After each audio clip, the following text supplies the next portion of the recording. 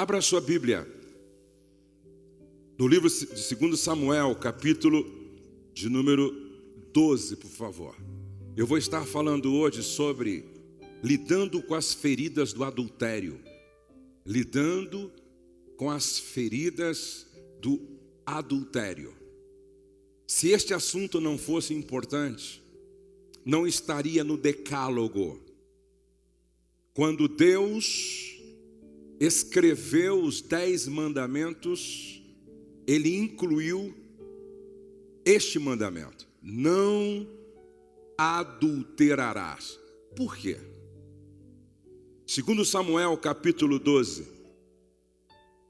relata a triste história de um homem.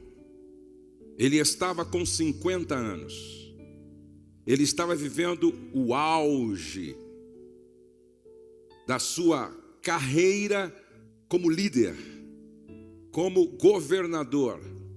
Aos 50 anos, ele estava celebrando muitas e muitas vitórias, e por que não dizer que Davi estava vivendo o seu melhor momento.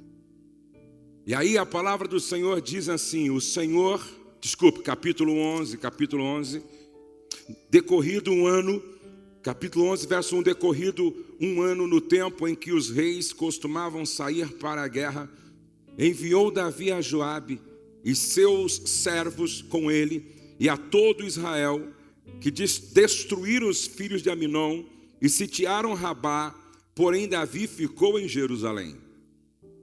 Presta atenção, Davi deveria estar na guerra, mas ele abre mão de estar na guerra, envia um subalterno, Joabe, com todo o exército, e ele prefere ficar em casa, vivendo uma ociosidade muito destrutiva. Em vez de estar na guerra, ele prefere ficar no palácio. No verso de número 2, uma tarde levantou-se Davi do seu leito e andava passeando no terraço da casa real. Daí viu uma mulher que estava tomando banho, estava nua, estava com o seu corpo à mostra. Era ela muito formosa. Davi está na varanda, olha uma mulher tomando banho, nua, atraente, sedutora, convidativa. Verso 3, Davi mandou perguntar quem era. Disseram-lhe, é Betseba, filha de Eliã e mulher de Urias, o heteu. Davi mandou perguntar quem era. Disseram-lhe, é Betseba, filha de Eliã, mulher de Urias, o heteu. Em outras palavras, ela é mulher de um dos seus homens de confiança. Ela é esposa de um dos mais leais guerreiros que você tem. Ela é esposa de um dos caras mais fiel a ti. No verso de número 4, então enviou Davi mensageiros que a trouxessem. Ela veio e ele se deitou com ela. Tendo-se ela purificado da sua imundícia, voltou para casa. Verso 5, a mulher ficou grávida e mandou dizer a Davi, estou grávida. E o que acontece na sequência? Na sequência, ele comete um homicídio, tentando resolver um problema que não dava para esconder. Ele arma uma situação para que Urias, o marido de Betseba, fosse morto. Então ele não só comete um adultério, mas ele comete também um assassinato. O próprio Natã, ao confrontá-lo, fala sobre isso. Olha em que estado Davi está. E não bastando isso, Davi consegue viver essa mentira para si mesmo 1 ano, até que ele é confrontado pelo profeta Natã, cai em si, e aí você lê o Salmo 51 e você pode entender o estado em que Davi estava quando ele caiu em si e tomou consciência da tragédia, da bobagem, da besteira que ele havia feito. A palavra do Senhor em Hebreus 13:4 diz assim: digno de honra entre todos seja o matrimônio, bem como o leite sem mácula, porque Deus julgará os impuros e adúlteros. Deus julgará os impuros e adúlteros. Provérbios 6:32 diz: mas o homem que comete adultério não tem juízo, todo aquele que assim procede a si mesmo se destrói. Não diz que destrói o outro apenas, não diz que destrói o casamento, a família apenas, está dito que a si mesmo se destrói. O dicionário da língua portuguesa define adultério como violação, transgressão de regra de fidelidade conjugal, imposta aos cônjuges pelo contrato matrimonial, cujo princípio consiste em não manterem relações carnais com outrem fora do casamento. O adultério é um pecado com implicações devastadoras e perdas irreparáveis. Se os homens e as mulheres parassem para calcular o impacto dessa quebra de aliança, com certeza eles viveriam com mais prudências. Vamos pensar um pouco sobre as causas do adultério, as consequências do adultério e a cura para as feridas provocadas pelo adultério. Essa palavra, ela tem caráter preventivo. Quem está em pé, olhe para que não caia. E esta palavra tem um aspecto também terapêutico, curador, mas, sobretudo, é um alerta, é um aviso, é um tocar da buzina em Sião. Existem 7 possíveis causas não neuróticas do adultério. 7 possíveis causas não neuróticas do adultério. Primeiro, a insatisfação sexual no casamento, que pode levar à busca de compensação. A perda de atração pelo companheiro ou companheira. O desejo sexual vai ficando reprimido e as fantasias vão se multiplicando até levar ao adultério. Um dia, uma esposa reclamou: meu marido se descuidou do próprio corpo e de repente ele se tornou exageradamente obeso e eu perdi a atração por ele. É uma brecha. A excessiva absorção no trabalho, que pode produzir no outro uma sensação de rejeição e abandono. O tédio que vem da repetição, da rotina, que gera indiferença sexual e emocional. Extensos períodos de ausência. A pressão do estar longe de casa durante longos períodos de tempo pode ser esmagadora. É por isso que o índice de adultério e infidelidade entre os caminhoneiros, muitas vezes pilotos de avião ou quem trabalha em empresas aéreas, por causa do longo período de tempo que fica fora de casa, longe do cônjuge e convivendo com outras pessoas. Essa pode ser uma causa. Extensos períodos de ausência. Doenças físicas de vários tipos. Gestações sucessivas. A ausência de temor a Deus. Agora preste atenção. Apesar de tudo o que eu disse, vulnerabilizar o casal, expondo os dois a esta possibilidade, nada justifica o pecado de adultério.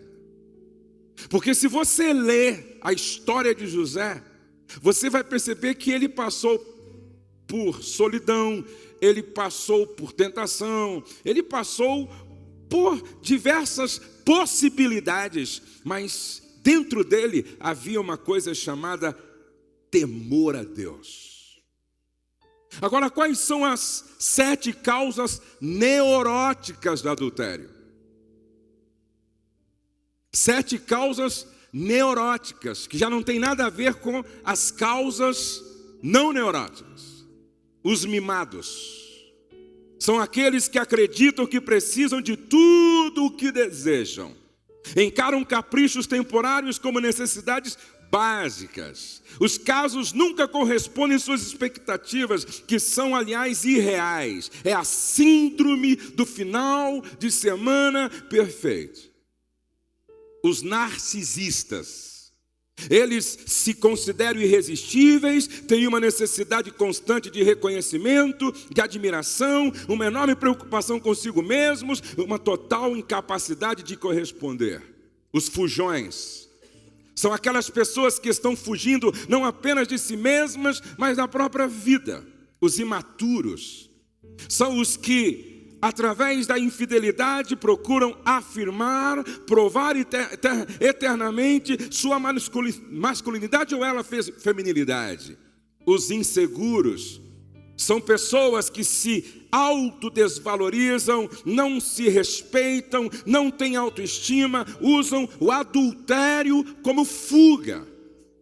Os vazios são os que sofrem de um grande vazio existencial e se recusam a dar um sentido para a própria vida. Estes vão tendo relacionamento promíscuos para encobrir a falta de nexo dentro de si mesmos. Os vingativos são os que traem, tendo como motivação um sentimento de vingança. Então, causas neuróticas: os mimados, os narcisistas, os fujões, os imaturos, os inseguros, os vazios e os vingativos.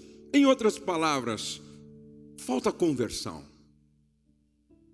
falta nascer de novo e falta caráter, falta integridade, falta responsabilidade, falta libertação. Agora preste atenção, nós temos as causas. Agora vamos dar uma olhada nas consequências do adultério. Se cada um de nós refletirmos sobre o impacto desta decisão, certamente não vamos fazer a opção pela infidelidade e pelo adultério. Primeiro, o adultério leva o homem à marginalização espiritual e moral.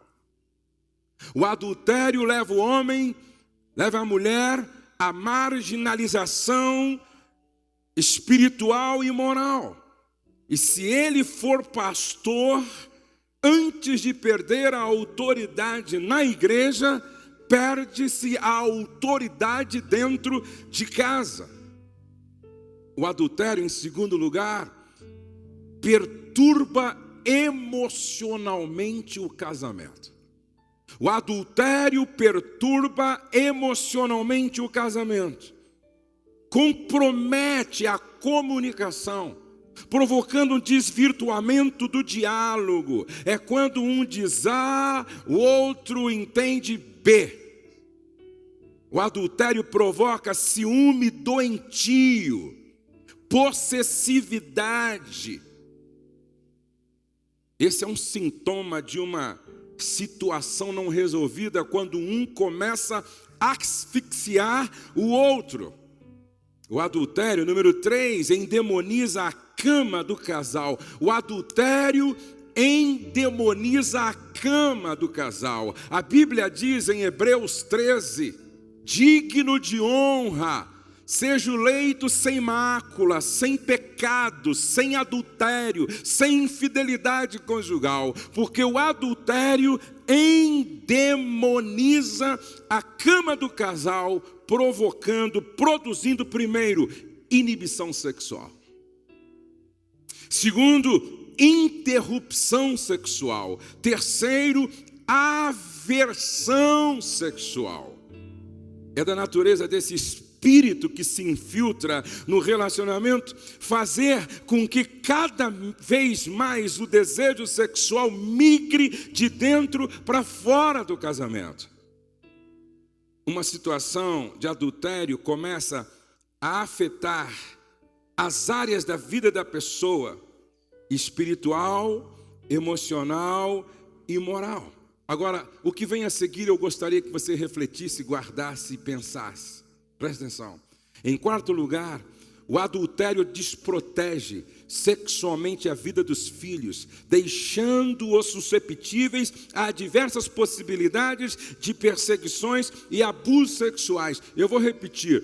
O adultério desprotege sexualmente a vida dos filhos. Dá uma olhada para a história de Davi. No capítulo 11, ele comete esse pecado de infidelidade, quebra da aliança, de adultério. E logo em seguida, começa a acontecer tragédias na vida dos seus filhos. Um irmão, meio-irmão, estupra a própria irmã, Tamar. Interessante. Faz assim, todos, por favor, fazem assim, ó, todos. Isso aqui é pedagógico, hein? Faz assim, ó, todos fazem assim, ó. Cadê o fotógrafo aí? Cadê o fotógrafo? Alguém aí, Eric, dá um grito pro fotógrafo. Essa é uma boa hora para tirar uma foto aqui, ó. Faz assim, todos assim, por favor. Presta atenção que casamento é cobertura. Repete comigo, casamento é cobertura. Aliança protege. Agora, aqui está o marido, aqui está a esposa.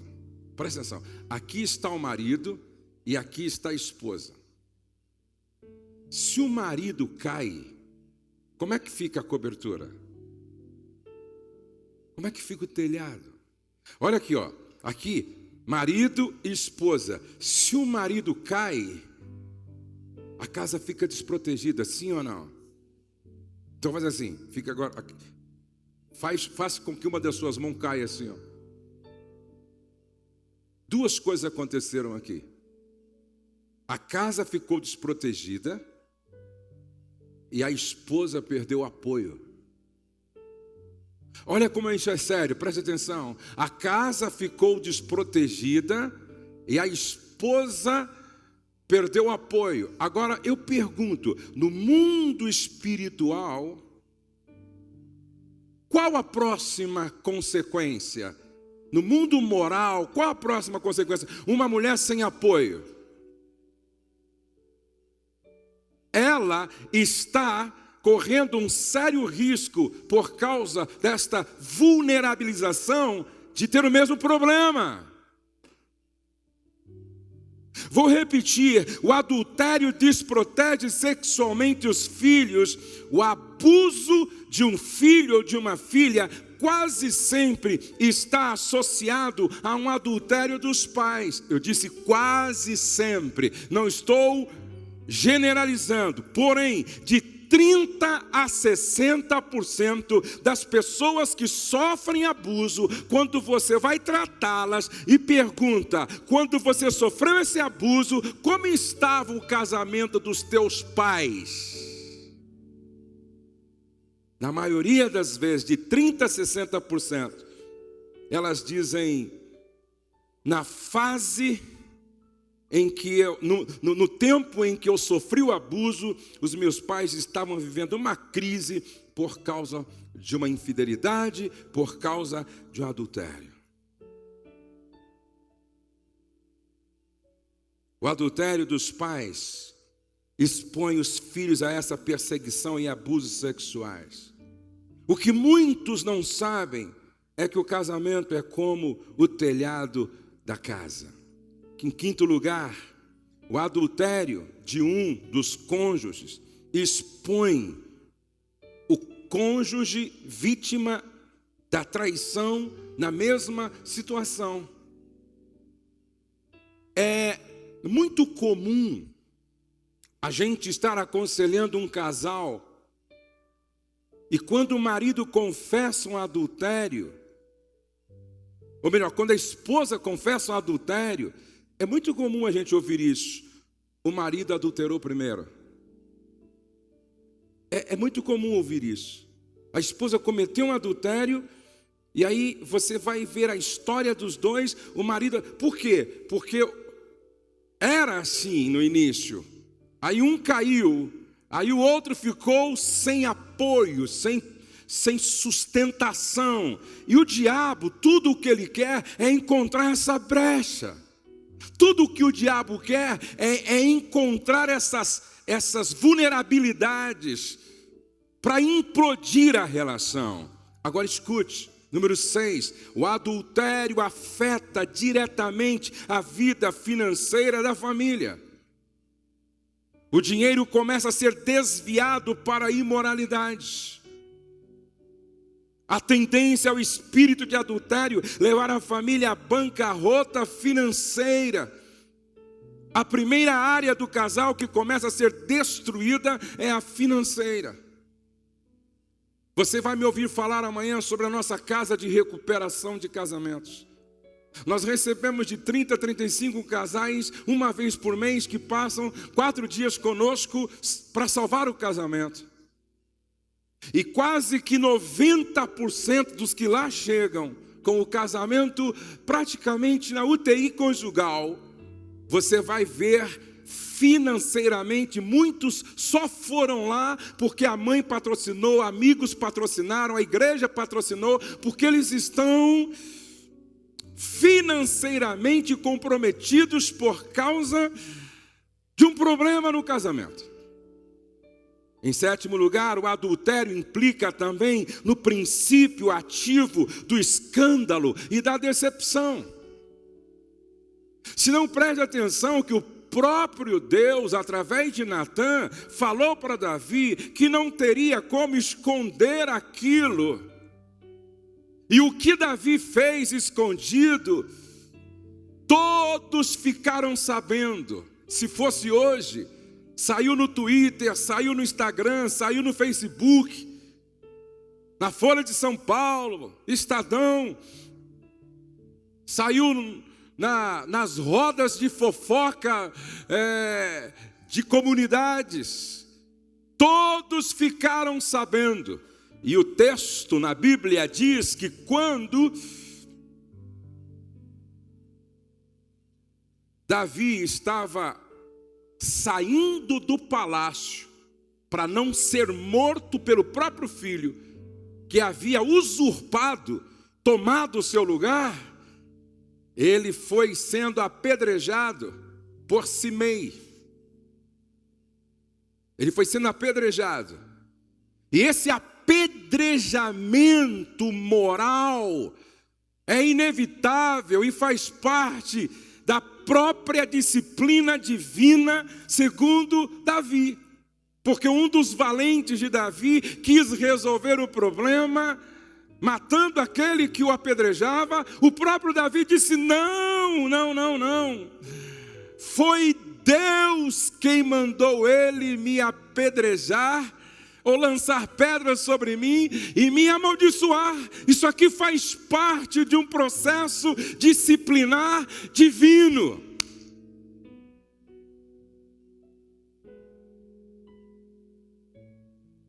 Todo adultério, todo adúltero, invariavelmente terá de enfrentar um tempo de exposição, de apedrejamento, mais cedo ou mais tarde. Aquilo que foi feito às escondidas será apregoado nos telhados. Esse é o princípio ativo de construir um escândalo. Se a pessoa insistir em esconder, isso vai funcionar como uma bomba relógio. Vai estourar. A ferida produzida. Agora, é bom que todos ouçam isso.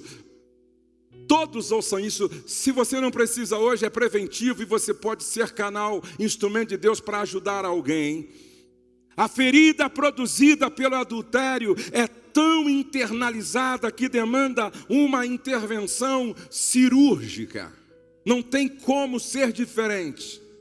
Essa ferida internalizada pelo adultério cobra, exige, impõe uma intervenção cirúrgica, ou seja, não tem como você confessar um adultério sem que você fira a pessoa que foi traída e que o casamento sofra uma profunda ferida. Não me esqueço que estava diante de mim um casal e eu o chamei para um aconselhamento. E eu disse para os dois: aqui só a verdade. Eu não tenho tempo a perder com mentiras e nem vocês. A mentira, ela tem medo da luz e não suporta o tempo. A verdade não tem medo da luz e é filha do tempo. E eu olhei nos olhos dele e disse: aqui só a verdade. Você está disposto a falar só a verdade? Ele disse: será que a minha esposa vai suportar toda a verdade? Eu perguntei para ela: você quer continuar sendo enganada? Você quer viver uma mentira ou você quer a verdade? Ela disse: eu quero ouvir toda a verdade. E quando ele começou a contar o seu problema de infidelidade, de adultério, na hora ela sofreu lá um choque psíquico e ficou muda. Perdeu a voz por vários dias. Não tem como, preste atenção, não tem como isso não acontecer, essa ferida provocada por uma confissão. Ou seja, ninguém está preparado para ouvir uma confissão de adultério. Ninguém. Mostre-me a mulher que mais ora na igreja. Mostre-me o homem que mais ora na igreja e que está pronto, preparado. Pode falar que eu estou anestesiado. Não existe. Por mais dolorosa que seja essa ferida, é a ferida do médico, é a ferida da cruz, é a ferida que sara, é a ferida que cura, é a ferida que liberta. Para restituir tudo o que foi perdido, aquele que adulterou terá que passar pelo caminho da confissão. Me lembro um dia que eu estava voltando para casa, e porque eu trabalho muito com a mídia, televisão, rádio, redes sociais, YouTube, muita gente me conhece. Aí eu parei assim, no posto de gasolina numa cidade, e disse para o frentista: por favor, coloca combustível no meu carro. Ele me reconheceu, e ele olhou para mim e disse assim: pastor Josué? Eu disse: sim, querido, pequei. Eu achei engraçado, porque falei: meu Deus, estou vendo o cara hoje. E aí ele já começou assim: pequei, pastor, adulterei. O que eu faço, pastor? Eu já confessei para o meu pastor. O senhor acha que eu devo confessar para minha mulher também? Ou só pelo fato de ter confessado para o meu pastor já está tudo resolvido? Eu disse: com quem você tem uma aliança? Você quebrou a aliança com o pastor ou com a sua esposa? Com a minha esposa, então. Você tem que confessar para a tua mulher. Aí ele disse: meu Deus, você não conhece minha mulher? Se eu confessar para ela, pastor, meu casamento acabou. Meu casamento acaba. Eu disse: não, seu casamento já acabou. Você vai tentar agora a reconstruir. Preste atenção, gente.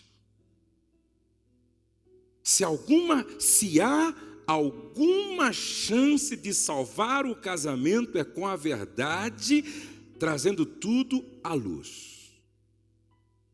Olhem para cá, por favor. Vocês ouviram bem o que a Helena Tanuri disse ontem? O diabo trabalha no escuro. O diabo trabalha na obscuridade. O diabo opera na mentira, porque ele é o pai da mentira. Trevas é área de jurisdição de Satanás. Deus trabalha com legalidade e o diabo também. Deus não opera nas trevas. Nas trevas, o poder do sangue de Jesus não é validado. O que está escrito lá em 1 de João capítulo 1, verso 7? Se andarmos na luz, se andarmos na luz, se andarmos na luz, temos comunhão uns com os outros, e o sangue de Jesus Cristo, seu Filho, nos purifica de todo o pecado. Mas purifica de todo o pecado quando? Se andarmos na luz. Repete comigo, se andarmos na luz. Olha o que diz a Bíblia lá em Provérbios: aquele que confessa e deixa alcança misericórdia, mas o que encobre as suas transgressões nunca prosperará, nunca prosperará, nunca prosperará, nunca prosperará. Aquele que encobre as suas transgressões nunca prosperará. Essa ferida provocada pela confissão é necessária, porque é a ferida da cruz, é a ferida que cura, e esse processo é cirúrgico, é doloroso, coloca em risco a terceira pessoa, que é o matrimônio, pessoa jurídica, uma pessoa que tem uma consciência, um propósito e uma identidade. Certamente, talvez, quem sabe, eu esteja falando aqui para alguns casais que estão passando por este momento doloroso. O pessoal da internet que está me assistindo agora, provavelmente, quem sabe, talvez, alguns destes que me ouvem, estão passando por este momento doloroso de uma confissão que provocou o rasgar da alma, o sangrar do coração. E a pergunta que fica é: qual é o processo básico para o tratamento desta ferida? Qual é o processo básico para o tratamento desta ferida provocada por uma confissão de um pecado que foi praticado contra Deus, contra si mesmo, contra o cônjuge, contra o casamento, contra a família, contra a igreja? Primeiro, tudo começa com uma confissão sincera. E essa confissão sincera é consequência de um arrependimento. E arrependimento, que é a mudança de mentalidade, que é a metanoia, que é conversão, que é a mudança de direção, esse arrependimento envolve três coisas. Primeiro, tristeza pelo pecado.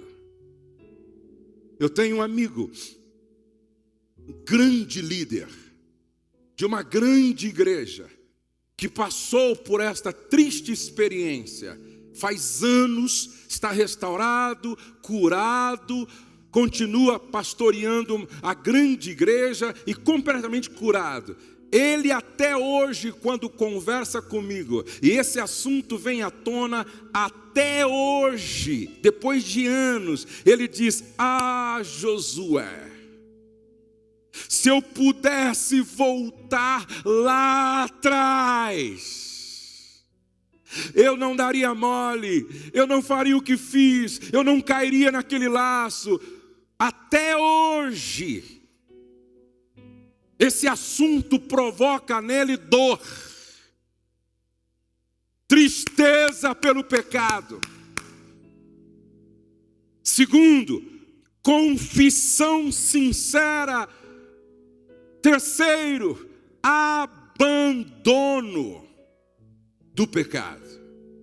Então, o processo básico para tratar esta ferida começa com uma confissão sincera. O que encobre as suas transgressões nunca prosperará, mas aquele que as confessa e deixa alcança misericórdia. Eu não conheço um casal que tenha confessado e o casamento não tenha sido restaurado. Eu não conheço um casal que com sinceridade experimentou essa conversão, essa metanoia, esse arrependimento e foi sincero. Eu não conheço tanto homem que confessou, tanta mulher que confessou. Eu não conheço um que confessou sinceramente e não foi abraçado pela graça de Deus. Segundo, essa confissão sincera precisa ser sustentada por um legítimo compromisso de mudança. Essa confissão sincera precisa ser sustentada por um legítimo compromisso com mudança. E mudança radical. Você lembra do que Jesus disse? Se a tua mão direita te faz pecar, corta. É melhor entrar no reino amputado do que no inferno com tudo. Se o teu olho direito te faz tropeçar, arranca, porque é melhor entrar no reino sem um olho do que no inferno com os dois olhos. Essa confissão sincera tem que ser acompanhada por um desejo de mudança radical. Perguntei para uma irmã: ô irmã, me segue lá no seu Facebook. Eu ministro muitas mensagens todos os dias. Ela disse: eu não tenho. Eu disse: mas por quê? Porque há 2 anos atrás foi o que me fez errar. Então eu cortei. Um dia eu perguntei para um homem: você não tem WhatsApp? Não, pastor, não uso WhatsApp. Por quê? Porque era o meu olho que me fazia pecar, então eu arranquei. É isso que Jesus está dizendo. Por que você saiu daquela empresa? Não, é porque lá meu pé estava fazendo tropeçar, então eu amputei. É mudança radical. Gente que se arrependeu e não quer mais flertar com o pecado e nem brincar com isso.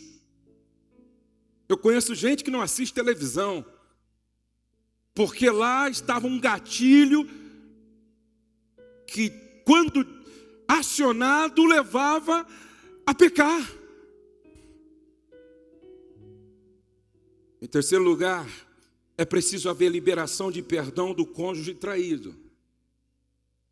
Não existe possibilidade alguma de cura, restauração, reconstrução que não passe pelo caminho do perdão. O caminho do perdão não é uma opção, não é opcional, é vital. É vital. Sem perdão, esquece, é impossível haver cura para estas feridas. Quarto, aquele ou aquela que confessou deve dar um tempo para o cônjuge traído digerir o golpe. Ah, pastor, eu confessei no domingo e pensei que na segunda ela já ia acordar me abraçando, beijando e me seduzindo. Quê? Ah, pastor, eu confessei na segunda e pensei que na terça ele já ia acordar me abraçando, me beijando, me seduzindo. Ei. É preciso dar um tempo para o outro assimilar o golpe. É preciso dar um tempo para o outro assimilar o golpe. A dor da traição talvez seja uma das dores mais profundas, intensas que existe. A dor da traição é uma dor que não dá nem para dimensionar e só sabe qual é a profundidade e intensidade quem passa por esta experiência. Um dia uma mulher chegou para mim e ao lado do marido, e ela disse: pastor, está vendo esse homem aí, esse cara? Quando eu estava no hospital dando à luz ao nosso segundo filho, ele estava no motel transando com outra. Dá para você imaginar a dor, o golpe, mas até esse casal também está restaurado para a glória de Deus. Agora preste atenção. Quinto, os dois devem ter consciência de que o processo de perdoar a pessoa com quem o cônjuge se envolveu é doloroso. Presta atenção. Perdoar aquela outra. Eu nunca me esqueço de um amigo, pastor, e ele disse para mim que estava orando naquela tarde de domingo, se preparando para pregar sobre perdão à noite na igreja. E ele orava: Senhor, hoje à noite eu vou trazer uma palavra sobre perdão para a congregação. Usa-me, Senhor, usa-me para pregar sobre perdão hoje à noite. E quando ele orava assim, o Espírito Santo disse: antes de subir ao púlpito para pregar hoje, liga para o homem que se deitou com a tua esposa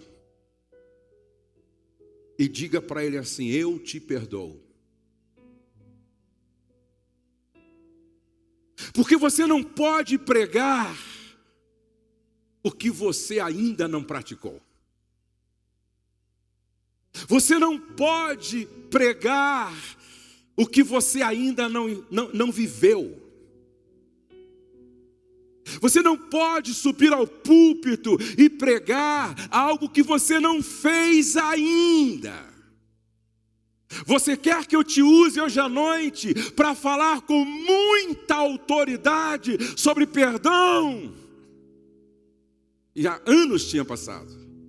Ligue para o homem.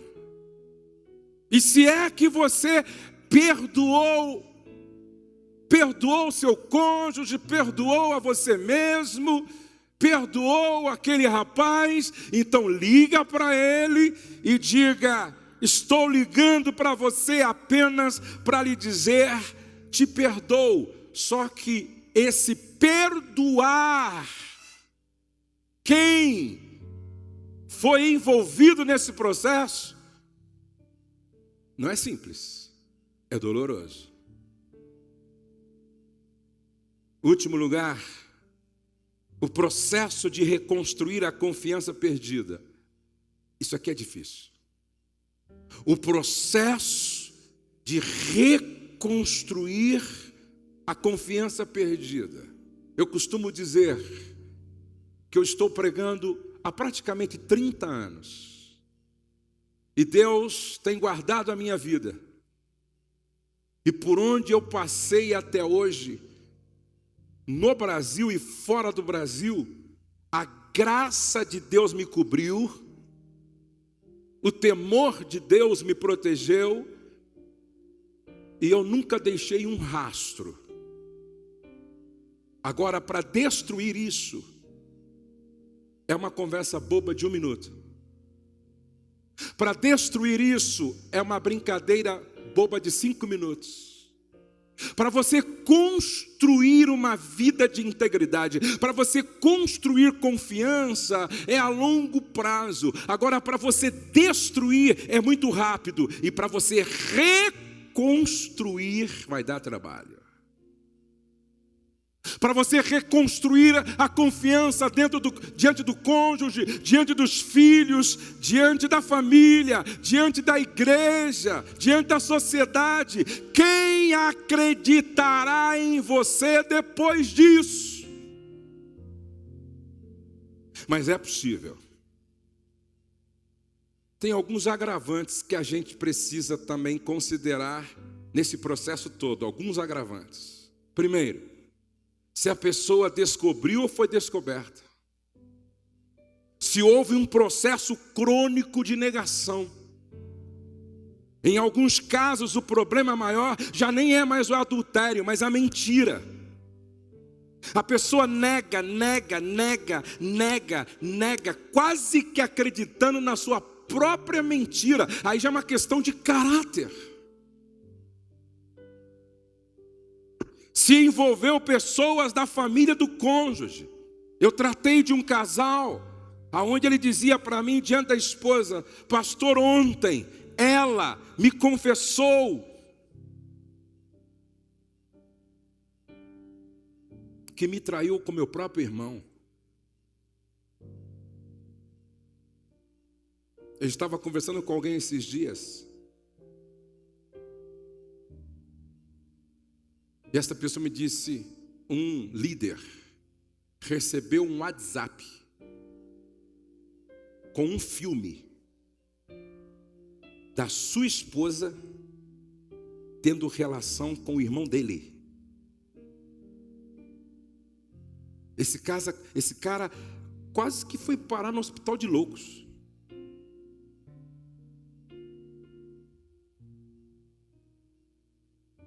Se houve concepção de um filho ou prática de aborto, é um outro agravante.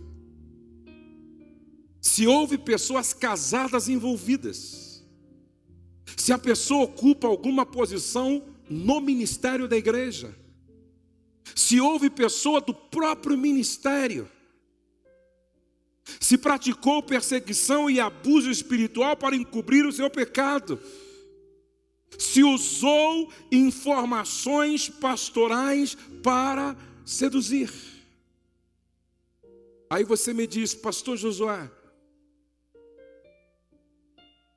quais são os conselhos que Davi? Porque é interessante que Davi termina a sua história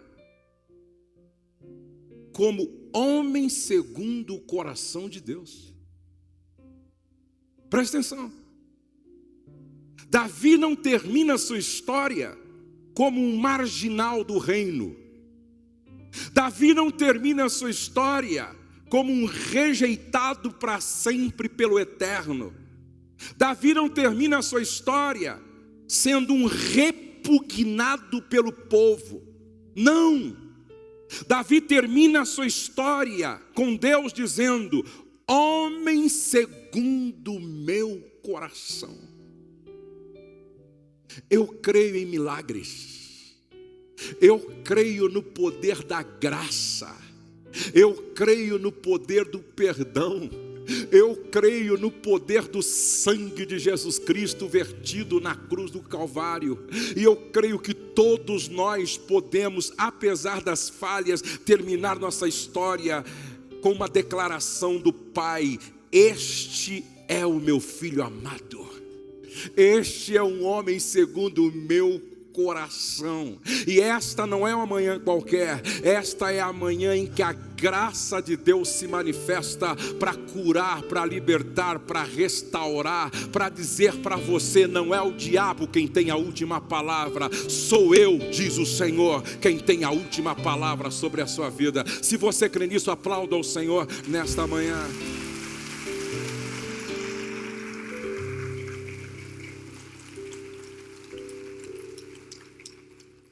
Se Davi estivesse entre nós e pudesse nos dar um conselho a partir da sua experiência, talvez ele diria assim: cuidado com o seu tempo livre. Eu não soube lidar com o meu tempo livre. Cuidado com a sua ociosidade, com o seu tempo de férias, suas viagens.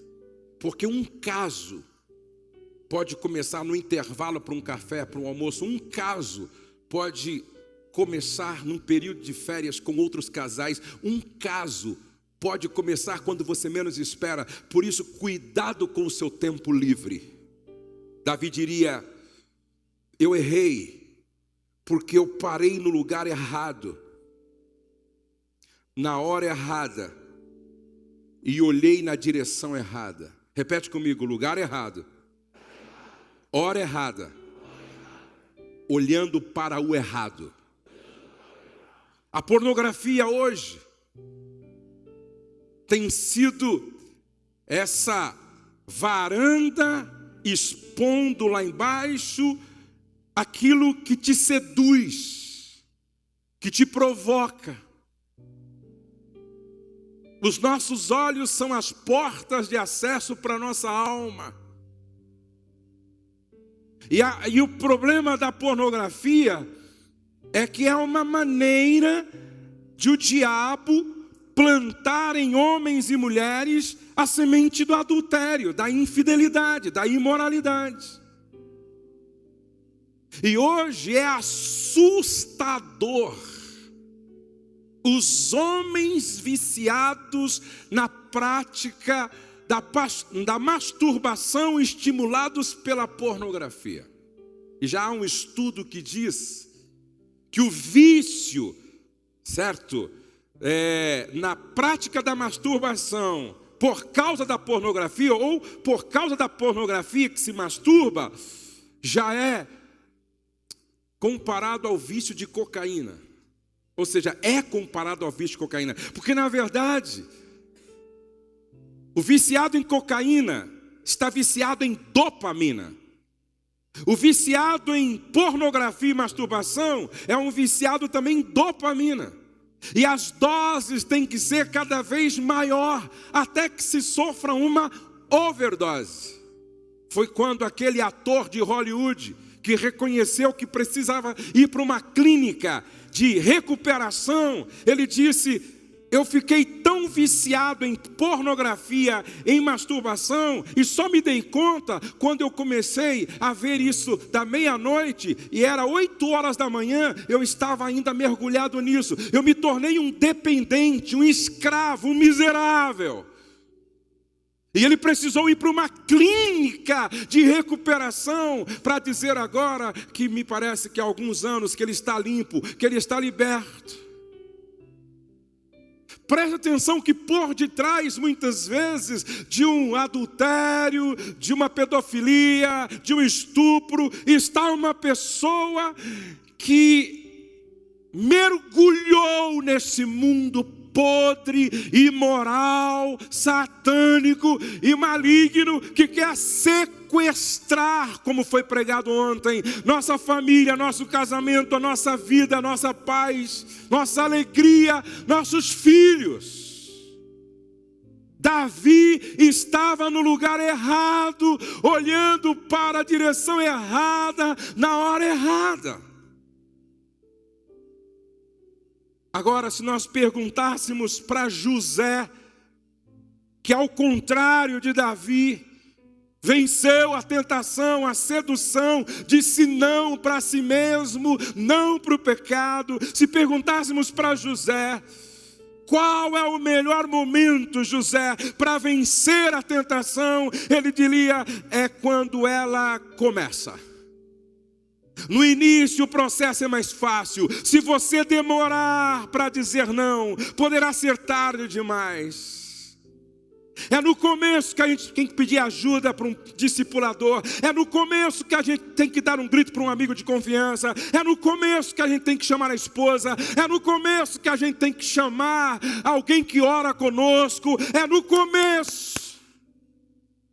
Porque depois de uma certa fase, você não encontra mais a porta de saída. Davi diria para nós, em todo o tempo, vigie os seus pensamentos, deles depende a sua vida, Provérbios 4:23. Toda manhã a gente precisa fazer uma viagem para dentro de nós mesmos, para ver se não há algum caminho sendo construído na nossa alma, na direção da morte, porque a Bíblia diz que há caminhos que parecem direito, mas o seu fim é morte. Em todo o tempo vigie os seus pensamentos. Davi diria para todos nós, ei, cuidado. O pecado te prenderá por mais tempo do que você está disposto a ficar. Davi ficou 1 ano preso nisso. O pecado te levará para mais longe do que você está disposto a ir. O pecado cobrará de você um preço mais alto do que você está disposto a pagar. Davi diria, não compensa. Não valeu a pena. O que eu fiz escondido, como Deus havia dito, como parte do que eu tinha que colher, o que eu fiz escondido, o meu filho Absalão fez na varanda do palácio, possuindo minhas 10 mulheres. Agora olhe para cá.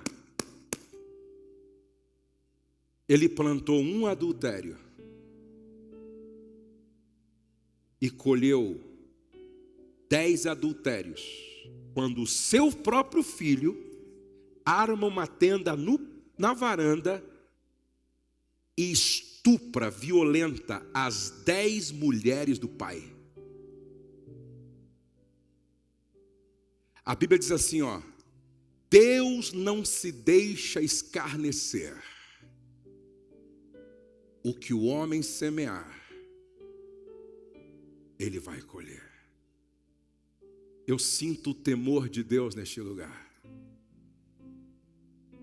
O Espírito Santo está dizendo para mim que nesta manhã laços vão ser quebrados, cadeias vão ser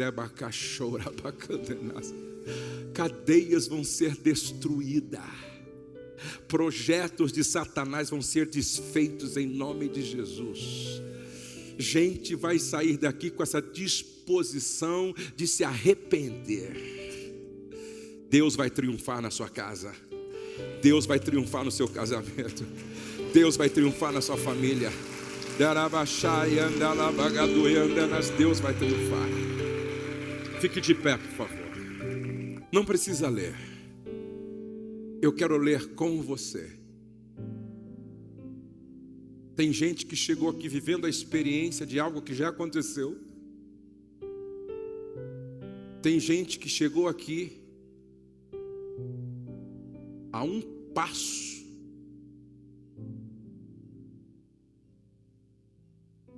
de um adultério. Tem gente que chegou aqui querendo resolver esse problema hoje. E tem gente que chegou aqui dizendo: Senhor, gera temor em mim pela tua palavra, para que este mal, essa praga, nunca chegue na minha tenda. Eu quero terminar antes de orar com vocês, lendo a oração de Davi depois da confrontação de Natã. Não precisa ler, só ouça. Compadece-te de mim, ó Deus, segundo a tua benignidade, segundo a multidão das tuas misericórdias, apaga as minhas transgressões. Lava-me completamente da minha iniquidade, purifica-me do meu pecado. Pois eu conheço as minhas transgressões e o meu pecado está sempre diante de mim. Não adianta. Pequei contra ti somente fiz o que é mal perante os teus olhos, e de maneira que serás tido por justo no teu falar e puro no teu julgar. Eu nasci na iniquidade, em pecado me concebeu minha mãe. Eis que te comprases na verdade, no íntimo e no recôndito me faz conhecer a sabedoria.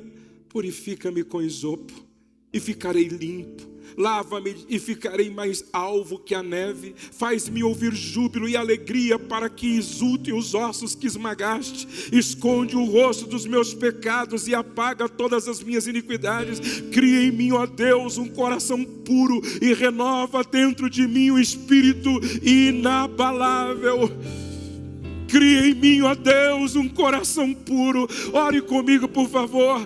Cria em mim, ó Deus, um coração puro. Outra vez. Cria em mim, ó Deus, um coração puro. Outra vez. Cria em mim, ó Deus, um coração puro e renova dentro de mim um espírito inabalável. Não me repulses da tua presença, nem me retires do teu Santo Espírito. Restitui-me a alegria da tua salvação e sustenta-me com espírito voluntário. Então ensinarei aos transgressores os teus caminhos, e os pecadores se converterão a ti. Livra-me dos crimes de sangue, ó Deus, Deus da minha salvação, e a minha justiça exultará a tua justiça. Abre-me, Senhor, os meus lábios, e a minha boca manifestará os teus louvores.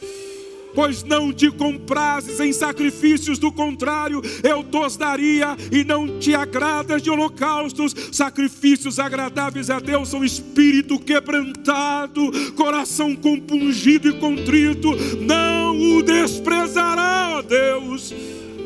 Faze bem a Sião, segundo a tua vontade, edifica os muros de Jerusalém, então te agradarás os sacrifícios de justiça, dos holocaustos e das ofertas queimadas, e sobre o teu altar se oferecerão novilhos. Sabe por que Davi escreveu isso aqui? Porque ele estava dizendo no mundo espiritual: se o meu pecado foi escandaloso, o meu arrependimento vai ser mais escandaloso ainda, mais escandaloso ainda, mais escandaloso ainda, mais escandaloso ainda, mais escandaloso ainda. Esse é o homem admirado por Israel, para o qual Deus disse: homem segundo o meu coração. Eu vou orar por 3 grupos aqui hoje. Primeiro grupo: você está vivendo essa experiência da confissão de adultério. Segundo grupo: você está muito próximo e hoje você quer tomar uma decisão de romper com isso em nome de Jesus. Terceiro grupo: você quer apenas hoje dizer: Senhor, que nunca falte no meu coração temor. Eu não quero pecar contra Ti, contra a minha esposa, contra a minha família, meus filhos, a igreja, contra mim mesmo. Todos vocês que querem orar comigo, vem aqui na frente. Nós vamos orar ao Senhor. Venha com seu cônjuge. Todos que querem orar comigo nesse sentido, nessas 3 direções, vem aqui na frente. Nós vamos orar juntos. Vamos cantar. Quero voltar ao início de tudo, encontrar-me contigo, Senhor. Quero rever meus conceitos e valores. Eu quero reconstruir.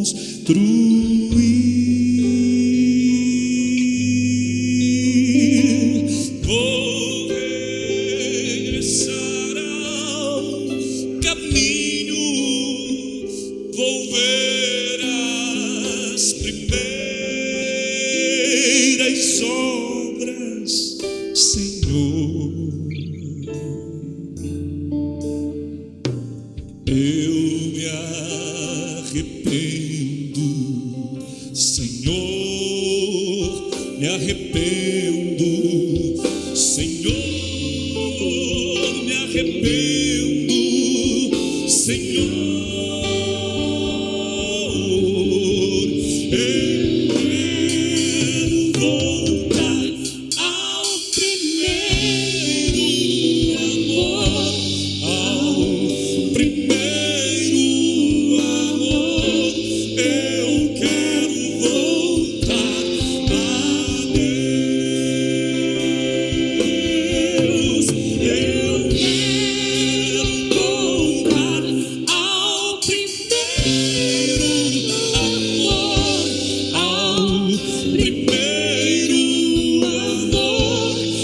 Eu quero voltar a Deus.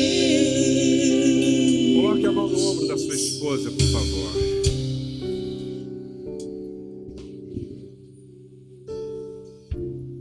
Que o nosso olhar seja um olhar de graça nessa manhã.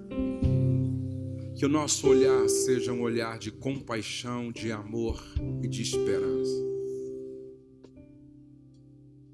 Ninguém aqui é super-homem.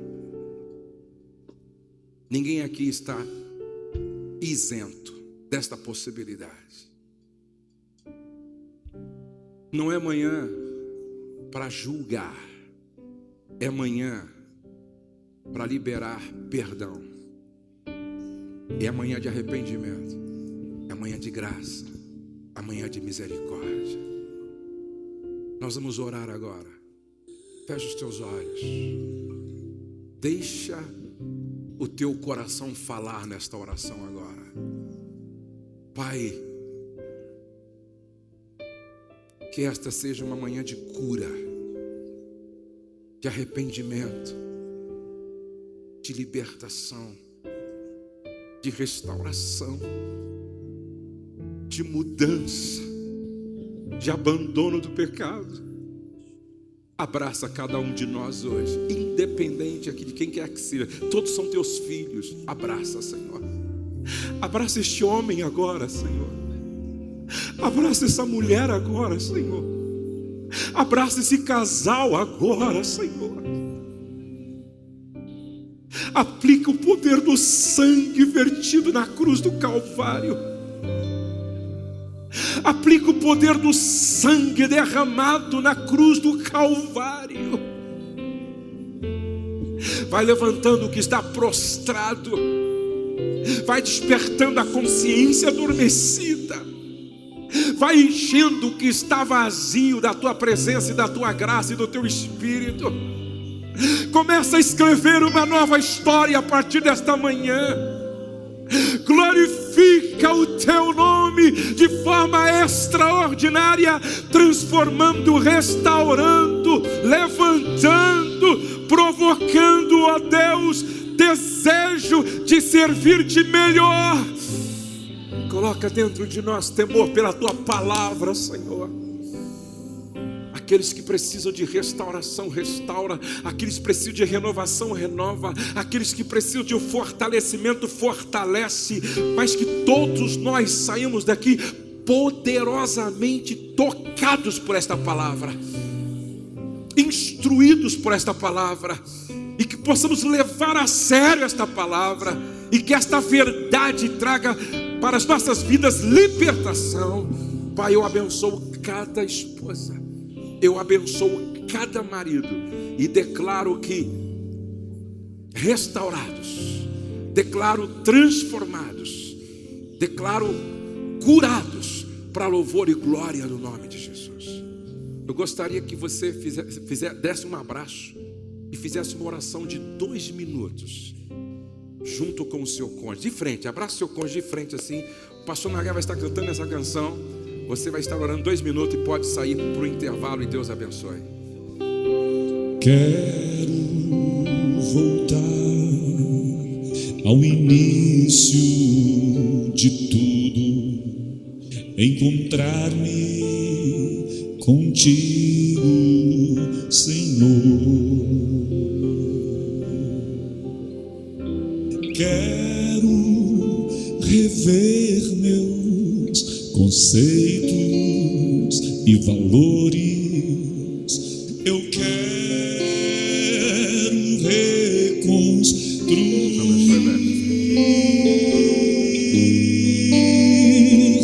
Vou regressar ao caminho. Vou ver as primeiras obras, Senhor. Eu me arrependo, Senhor, me arrependo, Senhor.